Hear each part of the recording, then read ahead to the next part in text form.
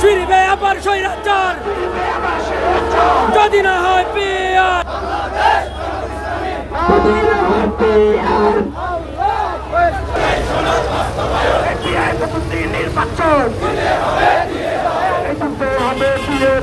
জুলাই সনদ বাস্তবায়ন, আইনি ভিত্তি সহ পিয়ার পদ্ধতির মধ্য দিয়ে আগামী নির্বাচন আয়োজন করবেন এই সভাপতির আদয় অন্তর্বর্তীকালীন সরকারের হবে, আমরা এটা বিশ্বাস করি। আমরা পিয়ার পদ্ধতির মাধ্যমে নির্বাচন, জুলাই সনদ বাস্তবায়ন, এদেশের মানুষের অধিকার প্রতিষ্ঠার আন্দোলন, জনগণকে আগামী ফেব্রুয়ারিতে নির্বাচনের জন্য আন্দোলন করছি।